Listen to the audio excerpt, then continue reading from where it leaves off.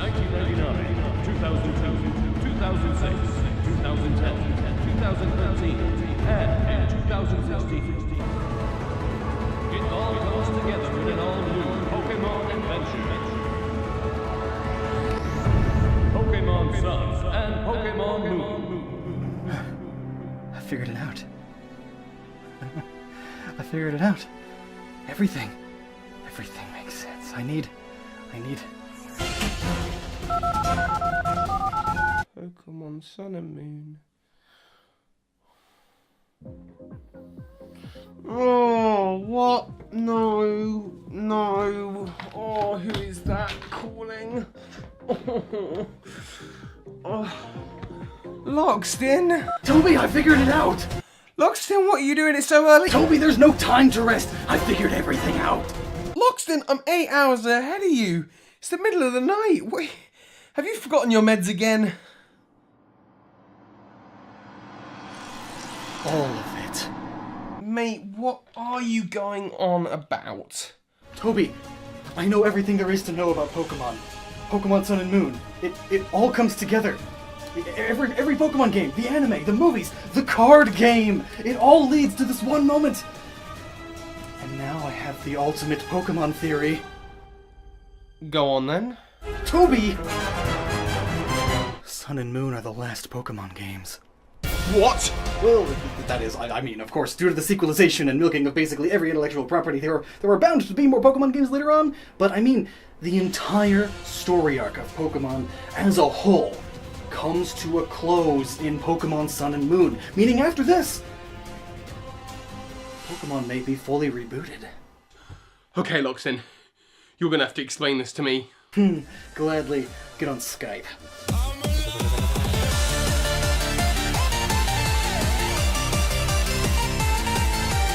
Okay. So, Toby, this may all sound completely crazy at first, as I haven't slept in a few days, but just hear me out. There's been a huge Pokemon conspiracy from the get-go, but first of all, what do we know about Pokemon Sun and Moon? It's based in the Alola region, which is based off Hawaii. The legendaries are the emissaries of the Sun and Moon. 2 of the starters look really good. And there are many references to alchemy.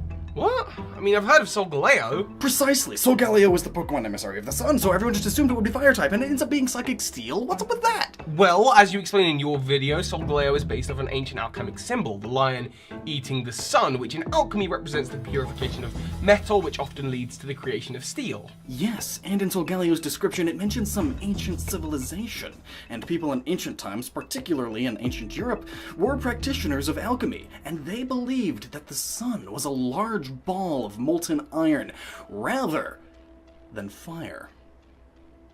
Meaning Solgaleo's typing has everything to do with alchemy. Cool, so Solgaleo's type is very well thought out. What of it? Well, can you think of any other Pokemon with as deep of meaning in its typing choice? Well, no. So are you saying all this deep design is part of the overarching plot? Precisely. But for now, just hold on to that bit of information. Tack it on to the virtual corkboard conspiracy theorist style. We'll link back to this and everything soon. And everything will connect. It all comes full circle. But next, let's talk about the Alola region. 4 main islands based on Hawaii. Do you know the names of these islands, Toby? I know one of the names was shown in the Japanese trailer and it translated to Mili Mili Island. Mili Mili is Hawaiian for yellow. There are 4 islands. This is Pokemon's 20th anniversary, and as part of its celebration, they re-released the original Generation 1 games onto the 3DS. How many Gen 1 games are there? Oh, 4! Red, blue, green, and yellow. So are you saying the names of these islands will be references to the original Pokemon games? Well, again, that's really cool. Paying homage to their first games like that. It all comes together. What? The Sun and Moon reveal trailer. It goes through the entire history of the Pokemon franchise before saying, "It all comes together in Pokemon Sun and Pokemon Moon." Yeah. We'll just tag that onto the corkboard too. I'll be referencing that a lot. And now, you watched the Pokemon E3 presentation, right? Of course. I took notes. Oh, of course you did. And here are some interesting quotes. These legendary Pokemon tie into the story in a unique way that legendaries haven't before. And Alola is a region with immense life force. And next, it's time for a lesson in Hawaiian mythology. Oh, okay. So, in Hawaiian mythology, there are 4 great gods, though some sources claim that they are a trinity, because one of the dudes kind of sucks compared to the rest, but convoluted details aside, that doesn't really matter, and they are more commonly referred to as the 4 great ones. Anyway, they are Cain, Kanaloa, Ku, and Lono, and they are all gods of different things, but I'll go through some of the more important ones. Kanaloa is the god of destruction and death. Lono is the god of life, fertility, as well as rain, plants, and the earth. Ku is the god of war and the moon, and Cain is the god of creation, life, and the sun. So Hawaii really was a perfect fit for this with all of its sun and moon mythology. But then again, many mythologies have deities based on the sun and moon, so it's nothing special. Oh, but it is, because the other 2 have a lot to do with this also. And again, remember, 4 of them. Okay, but explain to me... So tag it onto the corkboard because we will get back to this. So a few more points really quickly. Pokemon X and Y had Zygarde in its programming, but doesn't give it any fancy backstory or introduction like the main legendaries usually do. Plus we only see its 50% form, and now in Sun and Moon we're suddenly getting all of its forms. Also, the plot and legendaries in X and Y are based on Norse mythology. The 4 stags in the middle with jewels in their antlers made of branches fits. The eagle on top peers into the souls of others, and the serpent below, Nidhogg, brings justice to the dead, among other things. Xerneas is the Pokemon of life, and Yveltal is the Pokemon of destruction, or death. Zygarde is also the guardian which maintains order in the ecosystem, and thus is seen as the Pokemon of the Earth, Earth's guardian. Okay, so back to the Hawaiian gods. Life, death, moon, and sun. Yeah? You got it. Anyway, in X and Y, there's this immortal character named Az, or AZ, and he's based off the French King Louis XIV, who is known as the Sun King. And might I also bring up now that Cain, the Hawaiian god of the sun, well, he was also the king of the gods. So Sun King, king of gods, and the sun, yeah, there's that point. The latest games we had were Pokemon X and Y, and Omega Ruby and Alpha Sapphire. We see in the Japanese title cards, the Japanese logos, there's the Mega Evolution symbol, and then the Primal Reversion symbol, and they are very prominently there. So, it's very likely that these weird diamonds we see in the Sun and Moon Japanese logos will be very important in Sun and Moon. But what could these be? Well, there are a few fan theories, and you did a video on this, didn't you? Care to summarize? Well, it's likely to do with a new form of evolution, probably something to do with Astra Ninja or AZ's Floette.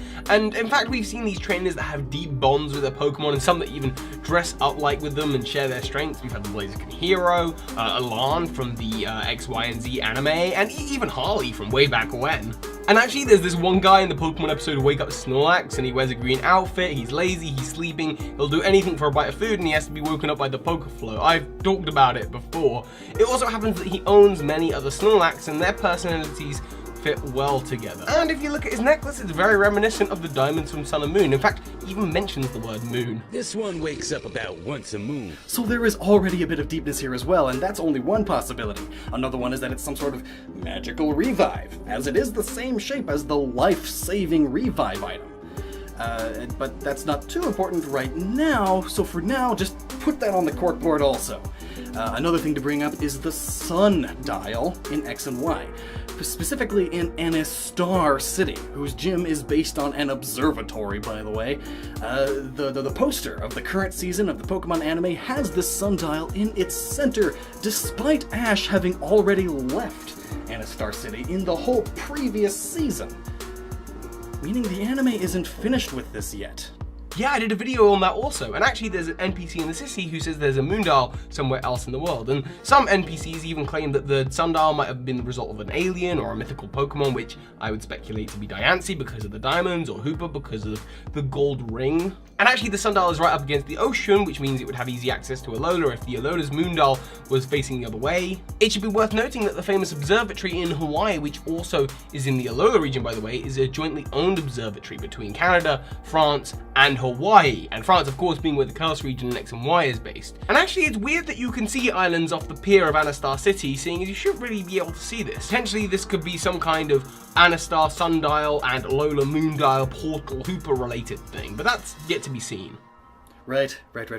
Also, everyone is expecting perfect Zygarde to appear in X and Y, since it is the Z. X, Y, Z.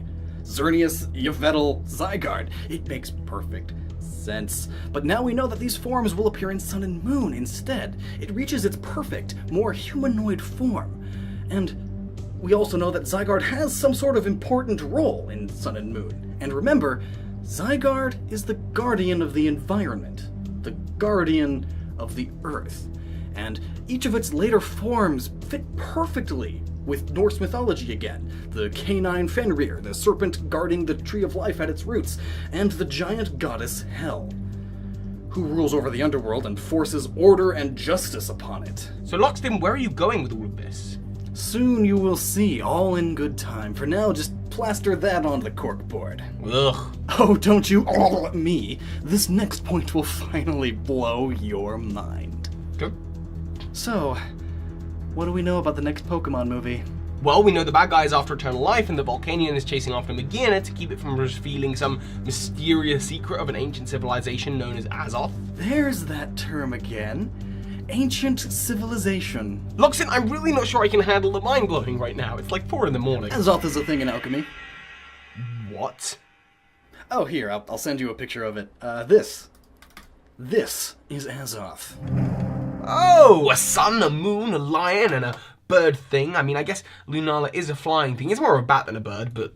So, Ku, the Hawaiian god of the moon, which Lunala is the emissary of, Ku is the only feathered god of the great gods. What? Oh, and it gets deeper. We could stretch this into it being a battle between Solgaleo and Lunala, despite this obviously being a bird and not a bat, but no, there is another way we could interpret this, and it fits even better. So Solgaleo is based on an alchemic symbol, and Lunala is based on a symbol in astrology. And by the way, in ancient times you couldn't study just one of these. If you studied astrology, then you also studied alchemy. They were heavily connected, which is why they share so many symbols. The moon in astrology is often associated with Cancer, the crab, but also at times a crescent moon with bat wings is its symbol. Which just fits perfectly, doesn't it? So no, this bird here isn't a stand-in for Lunala. This bird is actually another common symbol in alchemy. It's a phoenix. Ho-Oh! Ho-Oh is the Phoenix Pokemon, and a few other Pokemon fans have brought up that some of the clouds look like Ho-Oh and Lugia, the legendaries from Gold and Silver, and these Pokemon will make sense being in Sun and Moon since Phoenixes are often symbolic of the sun, and Lugia is the Pokemon of the ocean current, or the tides, which the moon controls. You pick up info fast. The symbol of Azoth has a lion fighting a phoenix. The phoenix in Greek mythology is also the emissary of the sun, so perhaps Solgaleo and Ho-Oh will fight at one point, since they both represent the sun in some form. Also, as you mentioned, Lugia being the ocean current and Lunala being the moon also goes hand in hand, as the moon controls the tides, which have a massive impact on ocean currents. And to once again quote the reveal trailer, it all comes together. Plus, by the way, in alchemy, the sun also represents gold, and the moon, silver. And the sun and moon also represent heart and soul. Whoa, man! At this point, there's just too many coincidences. The phoenix is also a symbol of death and rebirth, as well as overall purification, bringing me back to my earlier point. What point? That this is the final Pokemon game. Or at least the final one before a reboot. I still don't see that connection, Locke, but I suppose you're going to explain it now. The Azoth in alchemy goes by many other names, such as the Universal Medicine, the Philosopher's Stone, the Elixir of Life, the ultimate life force, Infinity. Whomever manages to master it will attain all of the knowledge in the universe and attain perfection and immortality. The Azoth is analogous to the mind of God. It is the ultimate unifier of the entire multiverse. The Azoth is all. And what did the reveal trailer say? It all comes together. It gets deeper. No. And according to a highly regarded occultist named Aleister Crowley, it represents both the beginning and the end. As such, in its natural form, it has a very peculiar spelling. He specified that Azoth, when properly spelled, is spelled with a combination of symbols, including 2 Greek symbols, Alpha and Omega. It is also spelled specifically with the Latin alphabets Z. Latin, of course, being the foundation of our modern alphabet. X, Y, and Z. Zygarde is in Pokemon Sun and Moon, the Z Pokemon. Okay, Loxton, but what about the TH in Azoth? See, these pieces don't all fit together perfectly. TH, or Tau as he puts it, is the final letter in the Hebrew alphabet. And also, TH is on the periodic table of the elements. It is the symbol for thorium, the element named after the Norse god Thor. There's Norse mythology again. No! Not to mention that the periodic table is the foundation of chemistry. And what is alchemy? Alchemy is the medieval forerunner for chemistry. Yes. Is there any more? Oh, loads. Plus, we aren't even done connecting the dots on all of the Azoth symbolism. Crowley also specified that Azoth is the end of all things. A unifier that brings in all things, a synthesis of opposites, an absolute cancellation of all. Another interesting fact is that in some languages, specifically Slavic ones, you know, Norse, as well as, of all things, French, Azoth is the name for nitrogen. But its etymology is different. As in, it comes from the Greek word azos, or however you say that, which directly translates into no life. So Aleister Crowley, the guy that came up with all the stuff about the Azoth, started an occultist and alchemic religion known as the Thelema. And part of what they teach is that there are a number of deities, but there is a trinity of all high ones. These 3 all high divines are Nuit, Hadit, and Ra-Hor-Kahut. Those sound familiar. Well, that's because they are based on Egyptian gods, and guess what they symbolize? The sun, moon, and earth. Exactly. Though not in Egyptian mythology, but in the Thelema, yes. I read their entire religious text to figure that out. Oh, jeez. It's actually not that long. But interestingly, not only are they the sun, moon, and earth, but also all of the stars, life and war. They are everything and nothing. Oh, and one of the end goals of the Thelema is to find or grow the tree of life in order to gain immortality. And again, this tree in the Alola region, which is under Ho-Oh, most definitely looks extremely large and important. It all comes together. You know. Speaking of coming together, have you noticed Zygarde's unique coloration in its 100% form? It has its usual black and green, but its special colors are these particular shades of red and blue, and 2 more shades of red and blue, and then a different shade of blue along with orange. X, Y, Omega Ruby, Alpha Sapphire, Sun, and Moon. And what does Sun and Moon's reveal trailer say? It all comes together. Like that white spot right in the middle. I'm a little scared. Loxton, are you okay? There's more, isn't there?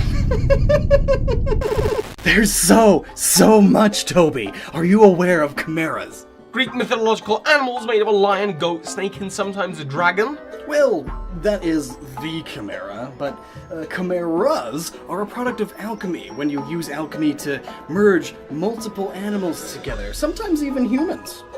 Sometimes humans get mixed up in there.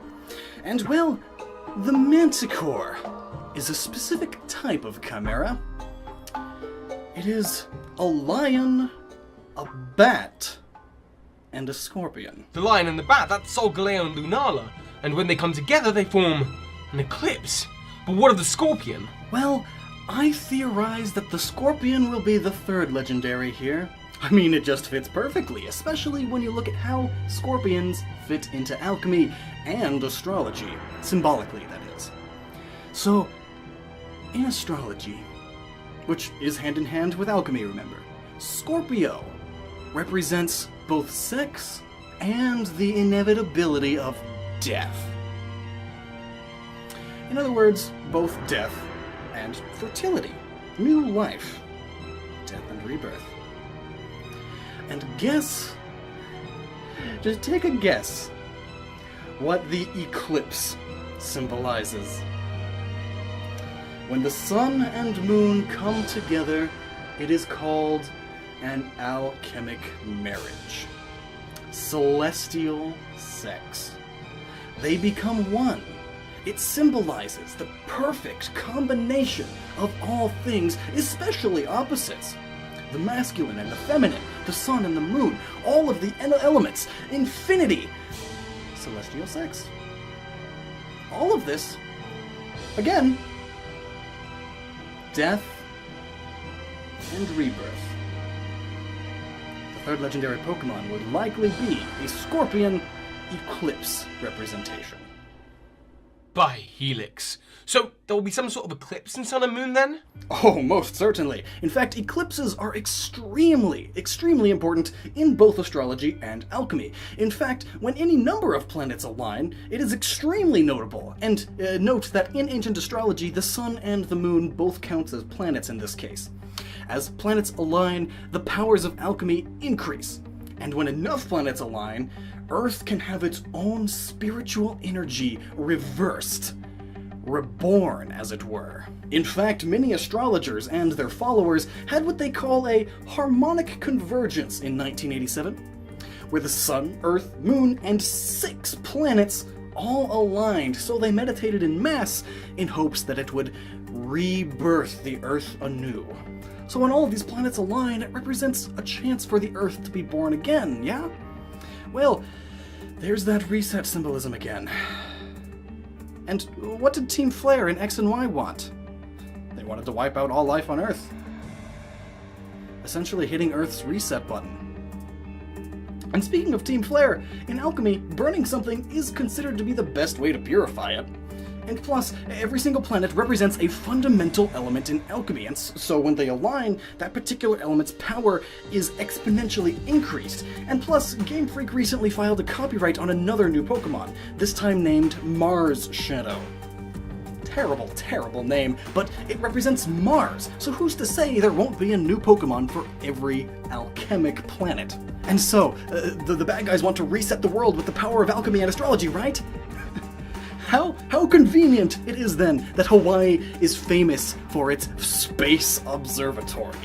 That is also very prominently placed on the big island in the Alola region. Of course they would want to make sure that all the planets were aligned properly before going through with their plan, just to make sure it works. So, Loxton, I mean, this is all very incredible. It's amazing. But how do you know this means the end of the Pokemon franchise? All in good time, Toby. Tack those points into the corkboard. So, the Japanese magazine Korokoro, when revealing the new Pokemon Iwanko, specified that all 3 starters and Iwanko will all be connected in some sort of mysterious way, and very important to the plot of the game. Yeah. So, what if I told you that they are the keys to everything? Here. Take a look at this picture. Earth, fire, water, and lead. Are these alchemic symbols? Spot on. Alright, I get that sulfur is fire, but then how is the grass-type Rowlet representative of earth or salt? In alchemy, plants are considered part of the earth, so there's your grass-earth correlation, but also salt specifically corresponds to the representation of earth as a whole, specifically in alchemy, of course. Also, sulfur is fire, and mercury is both water and air. And of course, these are the 3 elements that are referred to as the heavenly substances of alchemy. Heavenly? Sun and Moon. These 3 specific elements, along with some powerful magic, is how an alchemist would manage to gain the power of the Azoth. Ooh, chilling, but what of Iwanko then? One of the main goals in alchemy, beyond eternal life and such, was the transmutation of lead into gold. Lead in alchemy is considered to be the absolute most basic metal, and is also related to death. and transformation, and as such is used in most alchemical processes. Death. Alchemy has a lot to do with life and death, doesn't it? Well, it's the combination of science and magic, essentially. Magic specifically relating to souls and the occult. In fact, the ultimate weapon in X and Y may very well have been an alchemic weapon. Because in alchemy, in order to bring anyone back from the dead, you need to use the souls of countless others, which is exactly what Az or AZ did in order to bring his Floette back to life. We know now that this weapon was part of a Project Azoth, and that name fits perfectly, as Azoth is the life energy that drives people to perfection. It's the life energy. It's infinity. And of course, this life energy in Pokemon is called Infinity Energy. Project Azoth. As stated by the bad teams in the Delta Epilogue in Omega Ruby and Alpha Sapphire, was to be used by them to reset the entire Pokemon world. Bring it back to the beginning. By using the ultimate weapon and a rocket full of infinity energy, they would destroy the Earth and give it new life. Oh, and the ultimate weapon, by the way, also created the Mega Stones that allow Pokemon to Mega Evolve. And remember, Azoth is the life energy that drives us all to attain spiritual and physical perfection. But it's also another thing. What? Azoth is also the energy used in any and all transmutation. That explains Mega Evolution then, and in Infinity Energy, all of the Azoth is in Mega Stones and is transforming Pokemon beyond their normal limits, inching them towards perfection. Excellent. You see my point. And now might I add another tangential point. The gym leader in Anastar City is Olympia, a psychic trainer. And just look at her. All those stars all over her. And as we mentioned, this gym is an observatory. And the city it's in has the sundial. Olympia here fits perfectly right next to Lunala. She even has this moon shape on her knee. Plus, Nuit, one of the three gods in the Thelema religion, is described as the Queen of Infinite Space, or Our Lady of the Stars, and even the Lady of the Starry Heaven. Now, don't these just all fit together so perfectly? Plus, Olympia is a French name with its roots in the Greek Olympus, the mountain on which many Greek gods reside. The Greeks were an ancient civilization that were practitioners and some of the founders of various rules in alchemy and astrology. Mount Olympus is a special place in astrology. Many astrologers in ancient times would climb it to be closer to the heavens. And then there's that sundial. The sundial was invented by the Egyptians or the Greeks, but either way, they both fit here perfectly. And another point, during the E3 presentation we learned that in Alola they have a festival to honor a deity named Tapu Koko. One of the presenters said that while she can't give us any details, we should pay attention to that name because it's very important. And so I did some digging and I've gotten a translation. And I've seen plenty of other fans who have translated it and came to the conclusion that it means sacred place or God's blood, and my personal favorite, spirit gorilla. Spirit Gorilla. I love it. When it comes to translation, there are often multiple things you could translate it to because these words are in multiple languages, and even within those languages they can have multiple meanings. But if you translate in the context of all of this, I now have the answer. Tapu is Polynesian, which is this area, so Hawaii is in there, and Koko is just Hawaiian. Tapu means spiritually forbidden, or taboo, when something is seen as wrong just because a god tells you it's wrong. This description fits alchemy perfectly, especially during its modern rise in the 1800s. Alchemy was frowned upon greatly because the Bible, among other religious texts, tell us that spiritism and the occult are terrible things. But what of Koko then? Its translation from Hawaiian to English is interesting. It means blood, but not our physical blood. Rather, it's referring to a sort of spiritual blood that runs through our spiritual umbilical cords that attach us to the spirits of our ancestors and the gods. So Tapu Koko is a spiritually forbidden connection to the gods. The alchemic goal of the Tree of Life and the Azoth. Oh, and transmutation circles, the magic circles drawn around every alchemic action, are of course extremely important to alchemy. And let's just take a look at this map of Luminos City from Pokemon X and Y. And now let's overlay a transmutation circle on top of it. They fit perfectly. Loxton, please listen.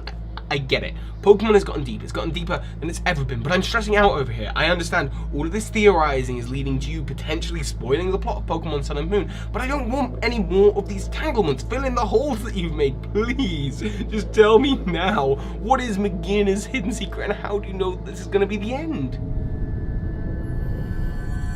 Very well. Thank you. So tell me, Toby, what is the Azoth again? In Pokemon, it's the name of an ancient kingdom, and in alchemy, it's infinity energy, the life energy that drives us all to perfection. So in Pokemon then, could you say that it's the power that's inside? You did not just go there. I suppose you could. So, in alchemy, gold is considered the highest metal. It is perfection. It is pure, the ultimate metal. And the alchemic symbol for gold is... No, it's a bloody Pokeball! What happens to Pokemon when they are inside of a Pokeball? They get turned into energy and stored inside. So could you say that they are transmuted into energy alchemically? Alchemy has all sorts of things that say you can capture the souls and energy from a person and move them from one place to another, and then reanimate said soul anywhere. However, the only way to do that is with pure alchemy, the power of a Pokeball. What is the secret that Volcanion is trying to stop Magearna from revealing? Magearna is theorized to be either a living Pokeball or the first Pokeball, or both. Others have even theorized that Magearna may even hold the Philosopher's Stone. Perhaps Magearna, who was created in the ancient city of Azoth, was the first attempt of humans trying to create a Pokeball, trying to capture the soul of a Pokemon and trap it in a device. But instead, in their experiments, they accidentally attached the soul to a device. And do you know the name of the scientist in Pokemon that did so? Wasn't it Elephas? He's someone important, isn't he? He literally wrote the book on modern alchemy in Azoth. Oh, Arceus, stop being so right! Oh, I'm terrified. Speaking of Arceus, being the god of Pokemon, it would make sense that it would fit into all this too, and well, it does. Perfectly even. But to understand and connect this point, I need to bring up another. More tanglements? Not quite. I'm sure you will love this one. So Game Freak's director of consumer marketing said last August that the next Pokemon game will have a lot to do with flowers. Okay. So here's a fun fact. Most of the characters in X and Y have names that share root words with many types of flowers. And in Omega Ruby and Alpha Sapphire, them being remakes, you can't exactly rename the characters to make them fit that. But the very few new characters that they did add, yeah, their names are also derived from flowers. More importantly though, these two characters from Sun and Moon, Hal and Lily, are also flower names. So remember, flowers.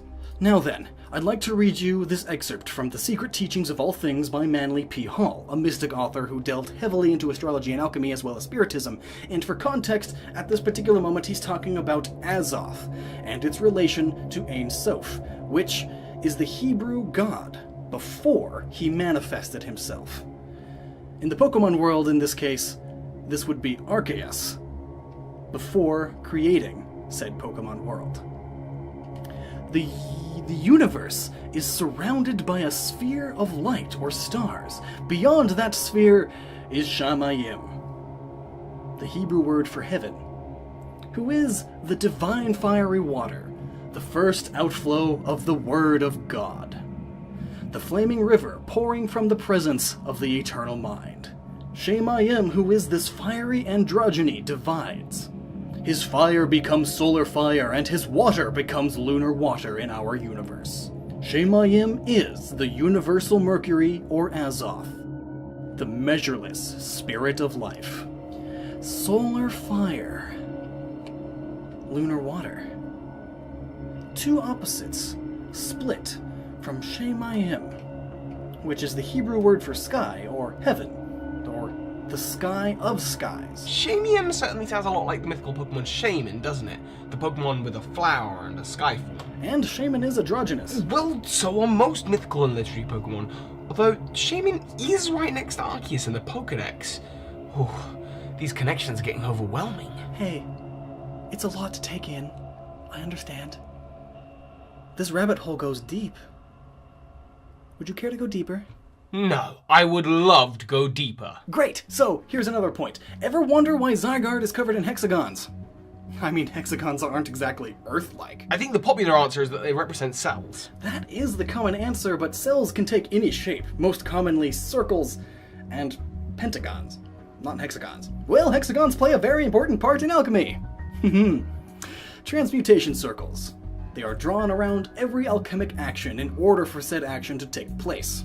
The hexagon is the shape that is capable of creation, changing something into something different, like iron into steel, or lead into gold, or air into water. It's perfect for maintaining a balance of elements, order in the universe, and for constructing things and changing their construction further into different forms.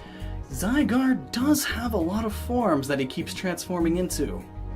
Plus, Zygarde's 50% form looks kind of like Vishnu. What? No, don't you bring in another religion? Vishnu is the Hindu protector of our world. The guardian, you could say. Vishnu also has tons of forms, significantly more forms than most Hindu gods.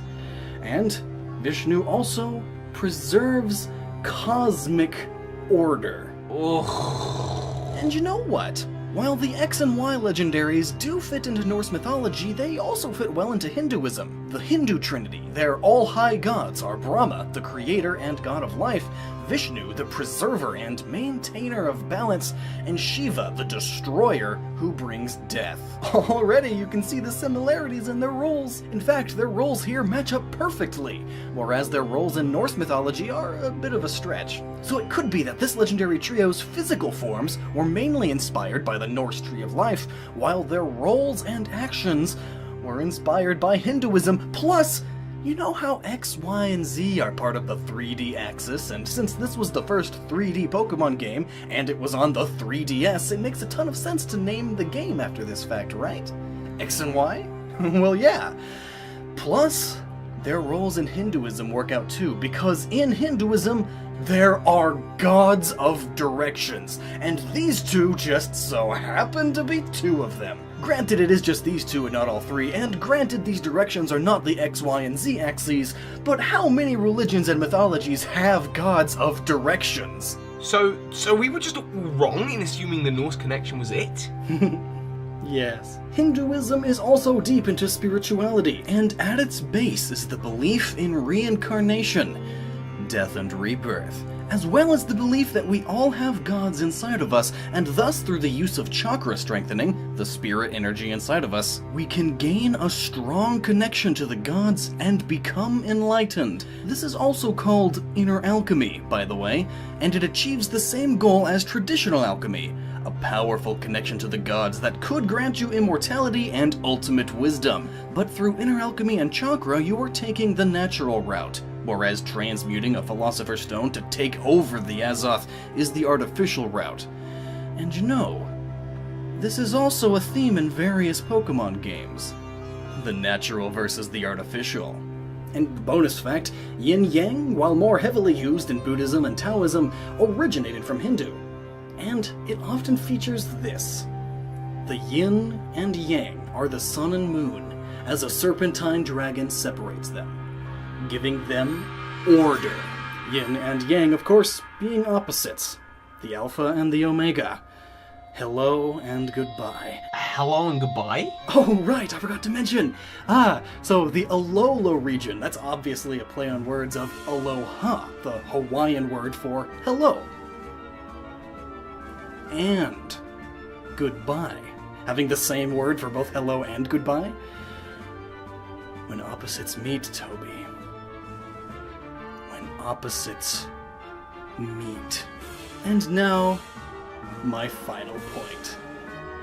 A butler in the Parfum Palace in X and Y mentions that there is an ancient tome that speaks of how to bring a Pokemon back to life. Tomes, of course, are large books, typically associated with magic, and, thus, alchemy. AZ likely used this tome to build his machine, and perhaps Elephas is using a similar tome when creating Magearna. Now remember, Magearna is essentially a living Pokeball. It is confirmed to have been created using life energy, or Azoth, of other Pokemon. And much like the ultimate weapon, it too can absorb a bit of life energy, as its ability, Soul Heart, raises its special attack when a nearby Pokemon faints. This may hint to this theory. When the Pokemon faints in battle, it does lose a little bit of its life energy, and Magearna absorbs it. Lily only has a few characteristics specified in her description. She is the professor's assistant, loves to read and has many books, and also hates Pokemon battles. Could it be that in her book reading, she has read this tome? And so she knows that a fainting Pokemon is losing a bit of its life energy. Well, if she's so concerned, then maybe she should just carry around a lot of revives. Revives. They replenish the life energy of a fainted Pokemon, don't they?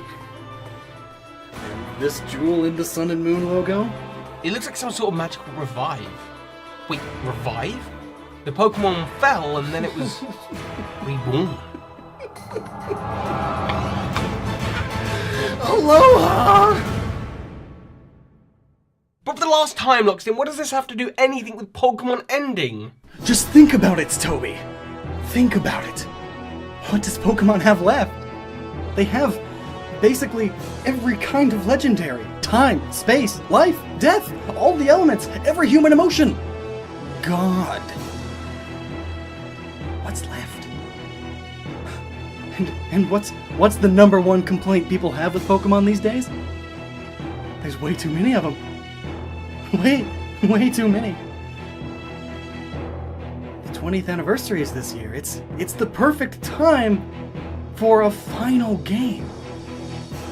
Plus Game Freak has been inching its way further and further from Nintendo as of late, making more and more games for non-Nintendo systems. Plus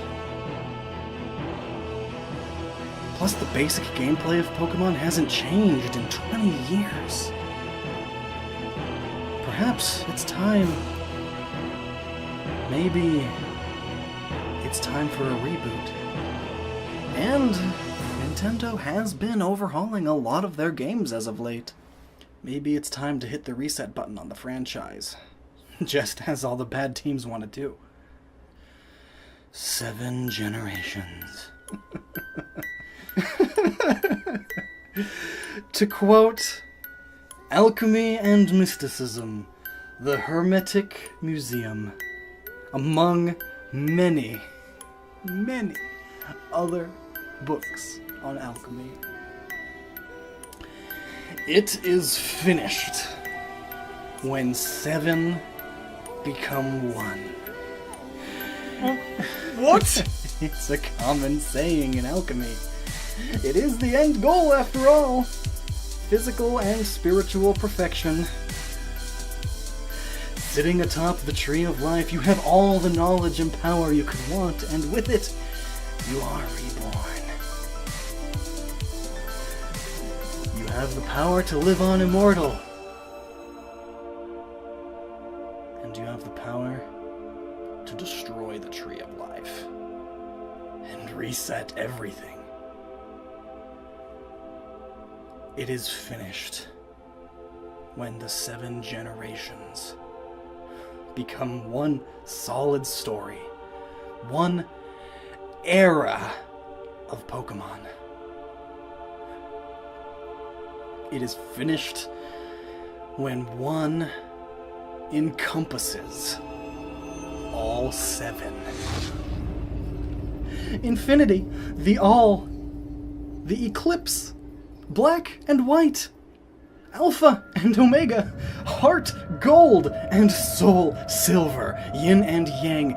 It all comes together in Pokemon Sun. And Pokemon Moon.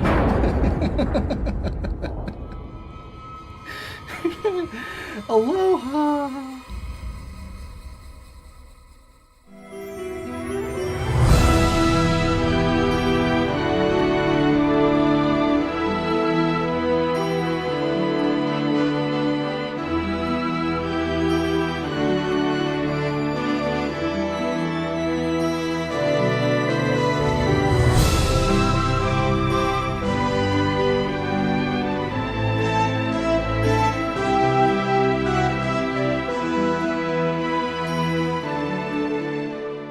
Watched the Pokemon E3 presentation, right? Of course. I took notes. Oh, of course you did. And here are some interesting quotes. These legendary Pokemon tie into the story in a unique way that legendaries haven't before. And Alola is a region with immense life force. And next, it's time for a lesson in Hawaiian mythology. Oh, okay. So, in Hawaiian mythology, there are 4 great gods, though some sources claim that they are a trinity, because one of the dudes kinda sucks compared to the rest, but convoluted details aside, that doesn't really matter, and they are more commonly referred to as the 4 great ones. Anyway, they are Kane, Kanaloa, Ku, and Lono, and they are all gods of different things, but I'll go through some of the more important ones. Kanaloa is the god of destruction and death. Lono is the god of life, fertility, as well as rain, plants, and the earth. Ku is the god of war and the moon, and Kane is the god of creation, life, and the sun. So Hawaii really was a perfect fit for this with all of its sun and moon mythology. But then again, many mythologies have deities based on the sun and moon, so it's nothing special. Oh, but it is, because the other 2 have a lot to do with this also. And again, hold on to that bit of information. Tack it on to the virtual corkboard conspiracy theorist style. We'll link back to this and everything soon. And everything will connect. It all comes full circle. But next, let's talk about the Alola region. 4 main islands based on Hawaii. Do you know the names of these islands, Toby? I know one of the names was shown in the Japanese trailer and it translated to Mili Mili Island. Mili Mili is Hawaiian for yellow. There are 4 islands. This is Pokemon's 20th anniversary, and as part of its celebration, they re-released the original Generation 1 games onto the 3DS. How many Gen 1 games are there? Oh, 4! Red, blue, green, and yellow. So are you saying the names of these islands will be references to the original Pokemon games? Well, again, that's really cool, paying homage to their first games like that. It all comes together. What? The Sun and Moon reveal trailer, it goes through the entire history of the Pokemon franchise before saying, "It all comes together in Pokemon Sun and Pokemon Moon." Yeah. We'll just tag that onto the corkboard too, I'll be referencing that a lot. And now, first of all, what do we know about Pokemon Sun and Moon? It's based in the Alola region, which is based off Hawaii. The legendaries are the emissaries of the Sun and Moon. 2 of the starters look really good. And there are many references to alchemy. What? I mean, I've heard of Solgaleo. Precisely! Solgaleo was the Pokemon emissary of the Sun, so everyone just assumed it would be Fire-type, and it ends up being Psychic Steel? What's up with that? Well, as you explained in your video, Solgaleo is based off an ancient alchemic symbol, the lion eating the sun, which in alchemy represents the purification of metal, which often leads to the creation of steel. Yes, and in Solgaleo's description it mentions some ancient civilization, and people in ancient times, particularly in ancient Europe, were practitioners of alchemy, and they believed that the sun was a large ball of molten iron, rather than fire. Meaning Solgaleo's typing has everything to do with alchemy. Cool, so Solgaleo's type is very well thought out. What of it? Well, can you think of any other Pokemon with as deep of meaning in its typing choice? Well, no. So are you saying all this deep design is part of the overarching plot? Precisely. But for now, just 1996, 1999, 2002, 2006, 2010, 2013, and 2016. It all comes together in an all-new Pokemon adventure. Pokemon Sun and Pokemon Moon. I figured it out. I figured it out. Everything Everything makes sense. I need... Pokemon Sun and Moon. Oh, what? No, no. Oh, who is that calling? Oh. Lockstin? Toby, I figured it out! Lockstin, what are you doing it so early? Toby, there's no time to rest! I figured everything out! Lockstin, I'm 8 hours ahead of you. It's the middle of the night. Wait, have you forgotten your meds again? All of it. Mate, what are you going on about? Toby, I know everything there is to know about Pokemon. Pokemon Sun and Moon. It all comes together. Every Pokemon game, the anime, the movies, the card game. It all leads to this one moment. And now I have the ultimate Pokemon theory. Go on then. Toby! Sun and Moon are the last Pokemon games. What? Well, that is, I mean, of course, due to the sequelization and milking of basically every intellectual property, there were bound to be more Pokemon games later on, but I mean, the entire story arc of Pokemon as a whole comes to a close in Pokemon Sun and Moon, meaning after this, Pokemon may be fully rebooted. Okay, Loxin, you're gonna have to explain this to me. Gladly. Get on Skype.